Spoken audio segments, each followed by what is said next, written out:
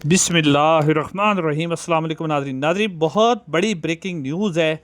और ये ख़बर नाज़रीन ऐसी ख़बर है जिससे हमारी जो मिलिट्री इस्टेब्लिशमेंट और फील्ड मार्शल साहब जो कि कहते हैं कि जी हमने तो इमरान खान की कोई मिन्नतें नहीं की, हमने तो इमरान खान से बात ही नहीं करनी। अब बहुत बड़ा इंकशाफ हुआ है कि इन्होंने इमरान खान के पाँव पकड़े थे। इमरान खान ने इनके पाँव पकड़ने के बावजूद भी इनसे डील करने से इनकार कर दिया था। नाज़रीन, बहुत बड़ा इंकशाफ हुआ है। और ये इंकशाफ शहजाद अकबर साहब के प्रोग्राम के अंदर एक ओवरसीज़ पाकिस्तानी है जो कि यूके में रहते हैं, 2006 से जाजेब खान उनका नाम है, उन्होंने इंकशाफ किया है। और उन्होंने इंकशाफ इस लिहाज से किया है कि आपको मालूम है कि एक अमरीकी बिजनेसमैन जिनके बारे में कहा जाता है कि उनका जो मुर्गियों का यानी ब्रॉयलर का गोश्त का बहुत ज़्यादा काम है अमेरिका के अंदर, तनवीर अहमद साहब, उनके हवाले से उन्होंने अहम तरीन इंकशाफ किया है। क्योंकि तनवीर अहमद साहब, आपको पता ही है कि वो क्रेडिट लेते फिर रहे हैं कि वो जो है इमरान खान और इस्टेब्लिशमेंट के दरमियान पुल का किरदार अदा कर रहे हैं और वो इमरान खान को रिहा करवाना चाहते हैं। हकीकत में तनवीर अहमद साहब किसके बंदे थे, उन्होंने क्या मुलाकातें करवाई, इस्टेब्लिशमेंट ने इमरान खान साहब से क्या मुतालबात रखे, वो पूरी डिटेल मैं आपके सामने रखता हूँ। नाज़रीन कराम, जो तनवीर अहमद साहब हैं उनके हवाले से अब जाजेब खान ने जो बताया है, वो कहते हैं मेरी उनसे फ़ोन के ऊपर बात हुई थी, तो मैंने उनसे ऊपर जो फ़ोन पे बात हुई तो उसके बाद उन्होंने मुझे बताया कि मैंने इमरान खान साहब से ख़ुद यानी इस्टेब्लिशमेंट से रब्ता किया और रब्ता करने के बाद मैंने इमरान खान साहब से मुलाकात की। और वो कहते हैं कि ये जो मुलाकात है, वो कहते हैं मेरी पहले भी इमरान खान साहब से मुलाकातें हुई हैं और मैं इमरान खान साहब से मुलाकात करने के लिए गया तो वो कहते हैं कि इमरान खान साहब को बताया गया मेरा, और ये मुलाकात वो कहते हैं कि जो 24 नवंबर का एहतजाज था उससे पहले मेरी करवाई गई। और ये मुलाकात वो कहते हैं मेरी 18 नवंबर 2024 को इमरान खान साहब से मुलाकात हुई। और वो कहते हैं कि जाजेब खान कहते हैं कि तनवीर अहमद ने बताया कि मैं जब जेल के अंदर गया तो जेल के अमले ने इमरान खान साहब को बताया कि कोई तनवीर अहमद नाम का शख्स आपसे मुलाकात करना चाहता है, तो इमरान खान साहब ने मुलाकात करने से इनकार किया और कहा कि मैंने इससे कोई मुलाकात नहीं करनी। वो कहते हैं कि मैं और एक मेरे साथ एक और शख्स था, हम चले गए और जाके हम इमरान खान साहब के पास बैठ गए। इमरान खान साहब ने हमारे से मुलाकात करने से जो इनकार कर दिया और इमरान खान साहब वापस मुंह फेर कर अपने सेल में जाने लगे। तो तनवीर अहमद साहब बताते हैं कि मैंने ज़बरदस्ती पुलिस वालों को कहकर सेल का दरवाज़ा बंद कर दिया और ज़बरदस्ती इमरान खान साहब से कहा कि आपको मुझसे बात करनी पड़ेगी, मैं आपसे बात करूँगा। तो फिर वो कहते हैं कि ज़बरदस्ती जब मैंने इमरान खान साहब से बात करनी शुरू की तो वो कहते हैं मेरी 1.5 घंटे की इमरान खान साहब से मुलाकात हुई। और मुलाकात के अंदर वो कहते हैं कि मैं 35 डिमांड पहले लेके गया था फ़ौज की तरफ से, जो मुझे दी गई थी कि ये 35 बातें आपने इमरान खान साहब से मनवानी है। तो फिर उसके बाद क्या हुआ कि वो 35 डिमांड जो है वो थोड़ी करके 5 डिमांड बुनियादी तौर पर मैंने फ़ौज की तरफ से इमरान खान साहब के सामने रखी। और ये 24 नवंबर वाला जो एहतजाज है जिसके ऊपर गोलियां चली थी, उससे पहले को 18 नवंबर 2024 को ये मुलाकात हुई। तो वो कहते हैं इसमें 5 डिमांड जो मैंने इमरान खान साहब के साथ रखी, उसमें से पहली डिमांड ये कि इमरान खान साहब 9 मई पर जो है वो माफ़ी मांगेंगे या फिर वो कहते हैं कि चलो उसके ऊपर अफसोस का इजहार कर दें, माफ़ी ना मांगे। तो इसके ऊपर इमरान खान साहब ने कहा तो मैं तो पहले ही अफसोस का इजहार कर चुका हूँ। फिर दूसरा मुतालबा जो फ़ौज ने इमरान खान साहब से किया था तनवीर अहमद के ज़रिए, वो ये था कि मैंडेट इमरान खान साहब वापस नहीं मांगेंगे, दूसरा मुतालबा हो गया। और तीसरा मुतालबा ये था कि इमरान खान साहब को अगर रिहा किया जाएगा या वो अभी तक जेल के अंदर हैं तो वो फ़ौज पर किसी किस्म की तनकीद नहीं करेंगे, बल्कि वो कहेंगे कि फ़ौज हमारी बहुत अच्छा काम करी, यानी फ़ौज की तारीफ़ें इमरान खान साहब करेंगे। और जो है वो इमरान खान साहब ने ये तीसरा मुतालबा रखा गया। और चौथी डिमांड जो इमरान खान साहब से रखी गई कि वो उसी तरह की सियासत करेंगे बाहर आके जिस तरह की नून लीग और पीपल्स पार्टी कहती है, यानी इस्टेब्लिशमेंट के कदमों में रहकर सियासत करनी है और इस्टेब्लिशमेंट के ख़िलाफ़ कोई बयान नहीं देना, जिस तरह इस्टेब्लिशमेंट कहेगी उसी तरह करना है। तो ये चौथा मुतालबा। और पांचवा मुतालबा ये किया गया कि इमरान खान साहब किसी किस्म का वायलेंस या तशद्दुद नहीं करेंगे। तो इसके ऊपर जाजेब खान कहते हैं कि मैंने तनवीर अहमद से कहा कि इमरान खान ने तो कभी तशद्दुद नहीं किया। तो वो कहते हैं इमरान खान साहब से तशद्दुद का मतलब था कि वो कोई एहतजाज, धरना या इस किस्म की रैली नहीं देंगे।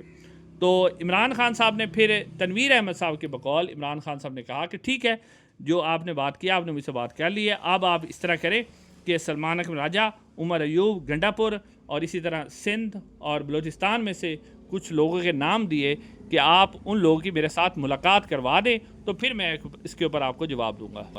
तो तनवीर अहमद कहते हैं कि मैंने कहा नहीं सर खान साहब, इतने लोगों की मुलाकात करवानी मुश्किल हो जाएगी, आप मुझे ही बता दें कि क्या कहना है, मैं जाके आपकी बात कर लूँगा।